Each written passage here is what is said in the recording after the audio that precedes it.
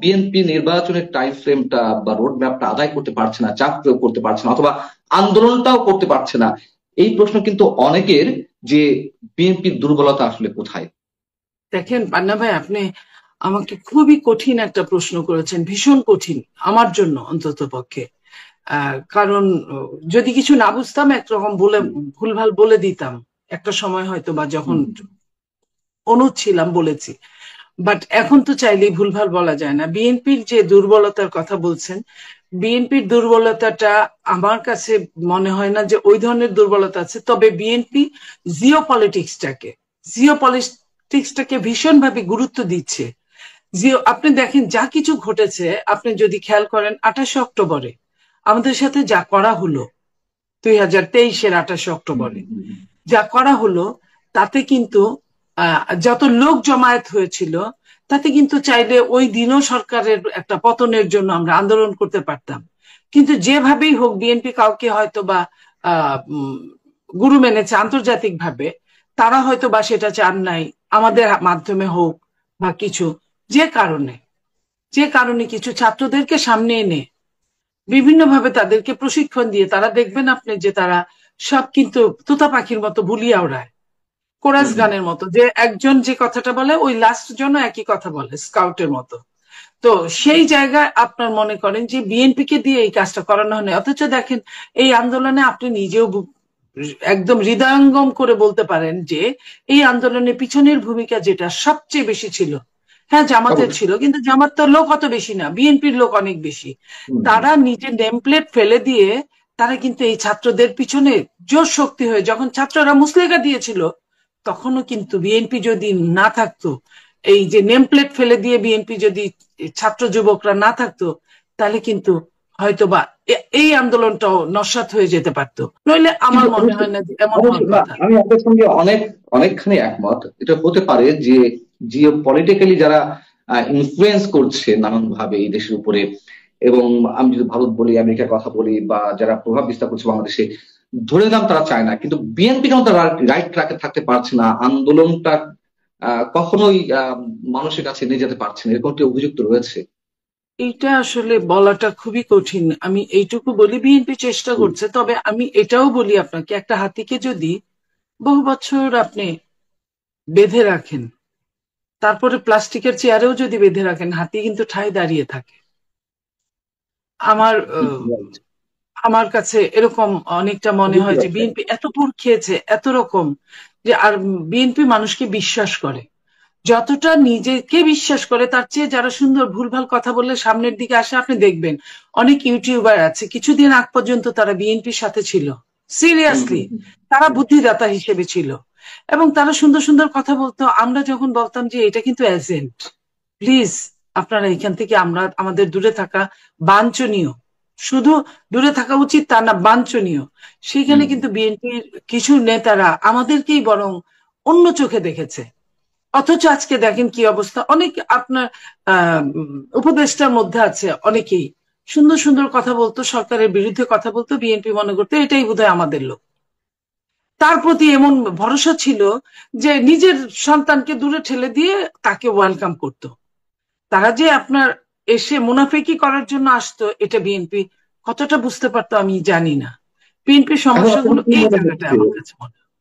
যারা বিদেশে বসে, যারা বিভিন্ন ভাবে ইউটিউবে, সোশ্যাল মাধ্যমে যারা ইনফ্লুয়েন্সার হিসেবে কাজ করছে, কথিত ইনফ্লুয়েন্সার, তারা জি, বিএনপির বিরুদ্ধে যেভাবে উঠে পড়ে লেগেছে, আপনাদের কি মনে হয় তারা কাদের এজেন্ট?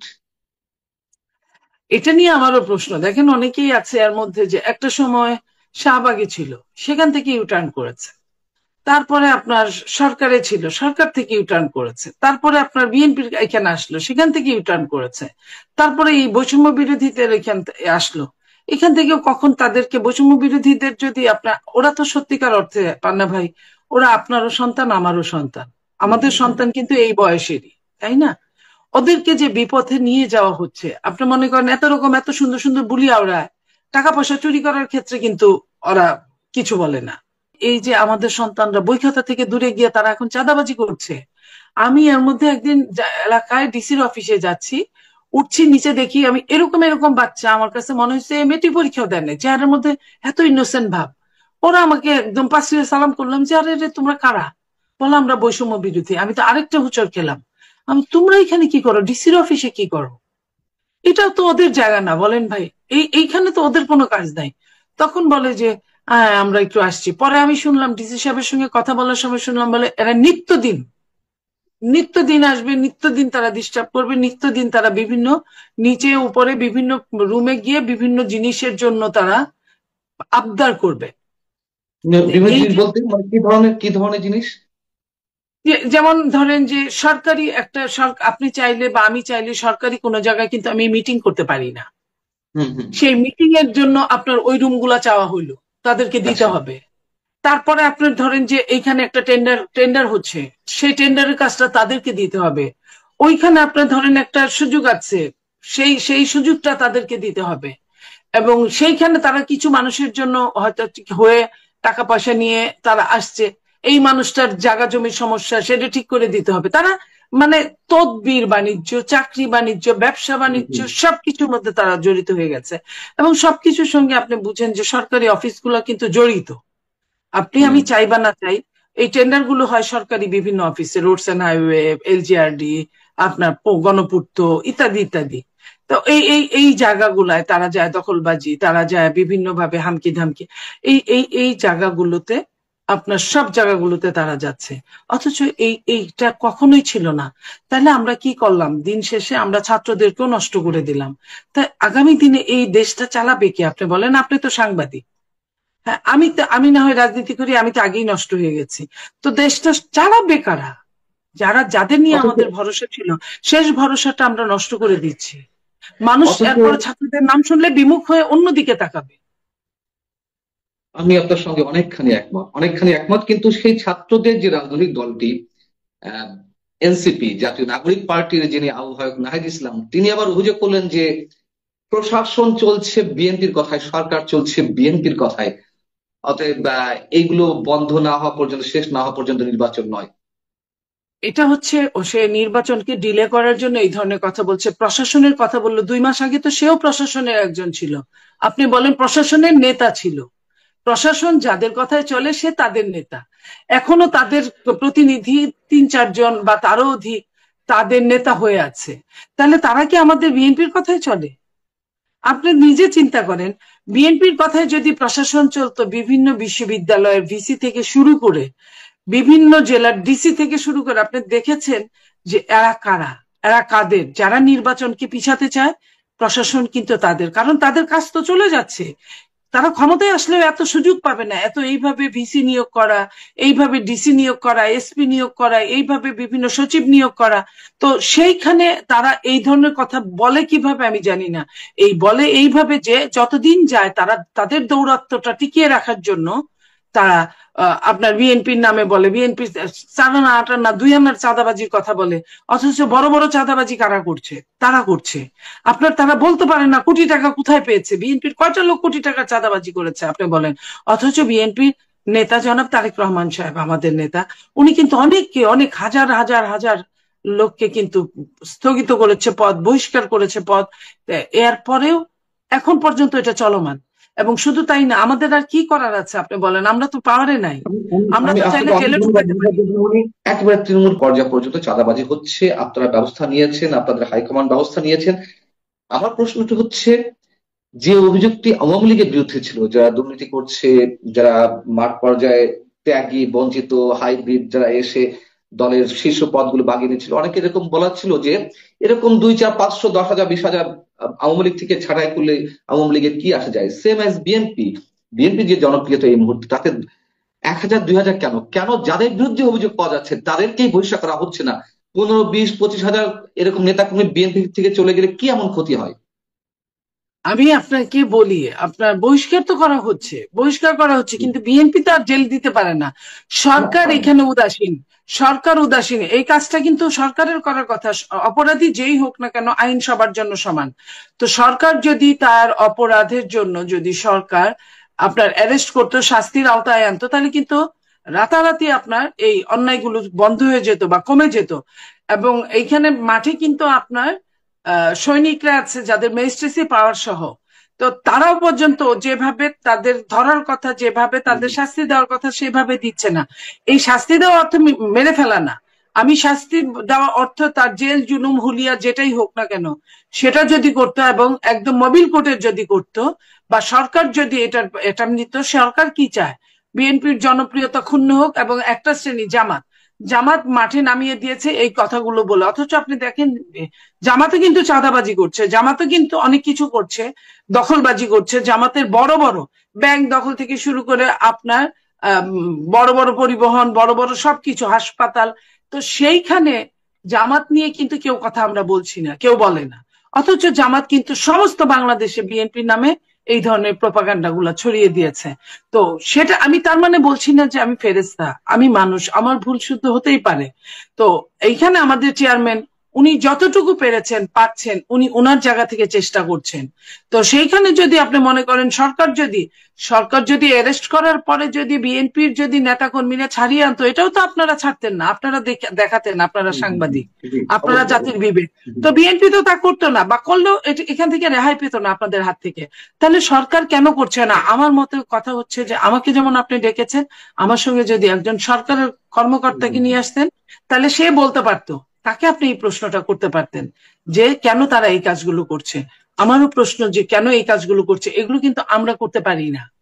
এটা আমরা বিচার, এটা আমরা আপনাদের মতন সিনিয়র পর্যায়ে যারা আছেন তারা হয়তো হ্যালো করে, যেহেতু এখন অনেকে মনে করে বিএনপি অলিখিত ভাবে কিছুটা ক্ষমতায় রয়েছে, পুলিশ সেখানে ভয় পায়, এই জন্য হয়তো যদি ফোন দেয় সেই জায়গা থেকে আগে থেকে তাদেরকে ছাড় দিয়ে দিচ্ছে। বিষয়টি কি এরকম হতে পারে না? বিষয়টা যে এরকম না, আমি আপনাকে বলি, আমি আমার প্রমাণ দিয়ে বলি। আপনি জানেন বড় দলগুলোয় কিছুটা গ্রুপিং থাকে, আমাদের যে একদম নাই আমরা বলবো না। সেইখানে অনেক সময় দেখা যায় যে আওয়ামী লীগের নাম এগেনস্টে মামলা করতে গিয়ে কিছু বিএনপির নামও ঢুকিয়ে দেয়, যে ওই গ্রুপের, আচ্ছা দিয়ে দাও এটার একটু লেফট রাইট করাই। তো যখন ঢুকিয়ে দেয় তখন কিন্তু আপনার জেলার এসপি বা ওসি থানার, তারা কিন্তু এই মামলাটা নিয়ে তারা কিন্তু অ্যারেস্ট করে কাকে? আওয়ামী লীগ তো পালাইছে, এদের খুঁজে পায় না, ওই বিএনপির ওই ছেলেটাকে করে। তখন যখন আমরা যখন বলি যে এ তো বিএনপি ছাত্র দলের বা যুব দলের, তখনও কিন্তু তারা ছাড়ে না। তো এই যে তারা অ্যাভয়েড করে, একটা কার কথাটায় গুরুত্ব দিবে, কার কথাটাই দিবে না, কিন্তু তাদের যা যা মানে আমি যেটা বুঝাতে চাচ্ছি নিশ্চয়ই আপনি বুঝতে পারছেন, তাদের যেটা টার্গেট তারাও কিন্তু ওইটা ফুলফিল করে। তো তারা কোনটুকু শুনবে আর কোনটুকু শুনবে না এটা তাদেরই ব্যাপার। তারা নিজেরাও অনেকটা এমনি তারা ট্রমার মধ্যে আছে, কিন্তু এই জায়গায় কিন্তু তারা ট্রমায় নাই। এই যে মামলা বাণিজ্য কিন্তু ঠিকই হচ্ছে, দলীয় ভাবেও হয়, আপনার সরকারি ভাবেও হয়, তো হচ্ছে। তো আমি এই জায়গা থেকে আমি নিজে সাফারার, আমি আপনাকে বললাম এরকম আমার মতো মনে করেন যে 64 জেলার প্রায় সবাই সাফারার, অনেকেই সাফারার। চৌধুরী, আমরা একটু আমাদের মূল বিষয়টি আসি। দু একটা প্রশ্ন করে আমি শেষ করব। সেটা হচ্ছে যে নির্বাচন যত দেরিতে হবে, খুব স্বাভাবিক কথা যে একটা অনির্বাচিত সরকার দীর্ঘদিন রান করতে পারে না, এটিতে রাজনৈতিকভাবে সামাজিকভাবে নানান ধরনের ইম্প্যাক্ট পড়ে। সেটি বাদ দিয়ে যদি আমি বলি, নির্বাচন নিয়ে যে খেলা চলছে, সংস্কারের বিষয়টি সামনে আনা হয়েছে, আপনার কাছে কি মনে হয় যে, যদিও আপনারা বলছেন যে সংস্কার না ষড়যন্ত্র, খোদ আপনাদের হাইকমান্ড বলছেন, আসলে কতটুকু সংস্কার হবে? যদি পার্সোনালি আপনার কাছ থেকে, আপনি একজন পলিটিক্যাল লিডার হিসেবে যদি নাও মনে করি, একেবারে একজন আমি এইটুকু মনে করি, একদম বিবেক দিয়ে আমি কথা বলছি, সংস্কারটা হচ্ছে চলমান, সংস্কারের কোনো শেষ নাই।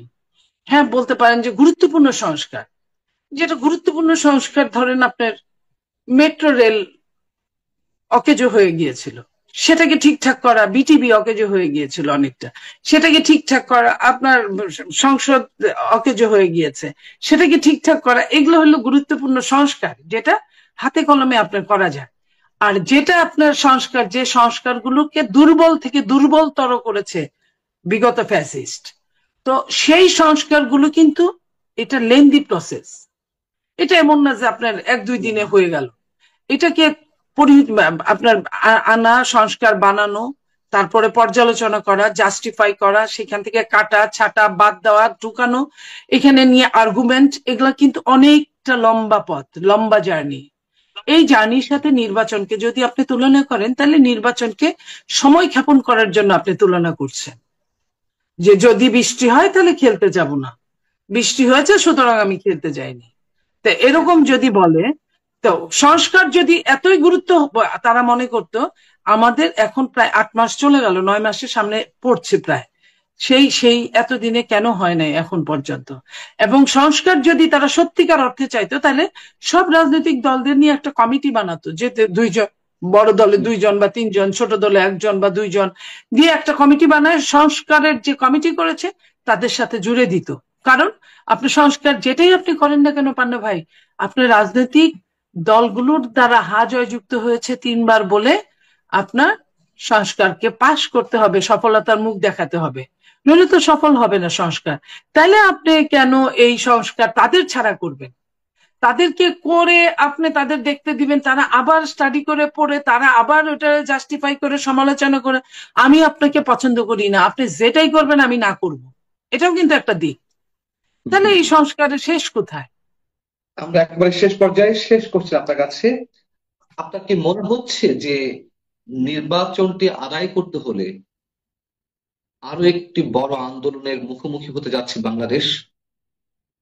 আমার কাছে এক কথায় যদি বলেন, আমার কাছে এরকমই মনে হচ্ছে। কারণ আপনি যদি 2টা 3টা দলকে ধরেন, লাইক এখন যে 3-4টা 3টা দলকে গুরুত্ব দেওয়া হয়, যদিও গুরুত্ব ওরকম কিছু না, আপনি যদি ধরেন 2টা দলকে দিয়ে যদি আপনি বলাতে পারেন যে না, আমরা তো এখন নির্বাচন চাই না, আমরা শেখ হাসিনার ফাঁসি না হওয়া পর্যন্ত নির্বাচন চাই না, অথবা আমরা সংস্কার পুরা সম্পূর্ণ না করা পর্যন্ত আমরা নির্বাচন চাই না, অথবা বিচার শেষ না করা পর্যন্ত নির্বাচন চাই না, হ্যাঁ, তাইলে আপনার আরেক দল কত বড় সেটা বড় কথা না, আপনার সে কিন্তু একটা উষ্টাগত হবে।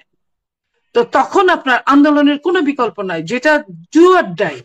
যদি আপনি এটাকে নেন যে আমাকে নির্বাচনে আসতে হবে, এবং আপনি জানেন বিগত সরকারে কিন্তু নির্বাচনটা কি বড় একটা ছিল, সমস্যা ছিল, এবং এই নির্বাচন করে বিএনপি কিন্তু একের অধিকবার নির্বাচন বর্জন করেছিল।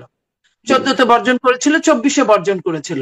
তাহলে যদি বিএনপি একের অধিকবার বর্জন করে থাকে, নির্বাচনটাই তো মেন ইস্যু ছিল এই সরকার পতনের। যদি 24-এ নির্বাচনটা মোটামুটি ভালো যাইতো, যদি বিএনপি অ্যাটেন্ড করতো, যদি আপনি বিএনপি 60-70টা সিটও পাইতো, তাহলে কি আপনার এই আন্দোলন করার কোনো হিস্সা খুঁজে পাইতো এই আপনার বৈষম্যরা বা যাকেই বলেন, যাকেই আপনি ক্রেডিট দেন, আপনার মাস্টার মাইন্ডরা এটা কি করতে পারতো? পারতো না। তা এটা সমস্যার মধ্যে কিন্তু মেন কেন্দ্রবিন্দুই হচ্ছে নির্বাচন। সেই নির্বাচনটা নিয়েই এখন গড়িমসি করছে। তাহলে যাহা 52 তাহাই 53, তাহলে আবার আমার লাভটা কি হলো?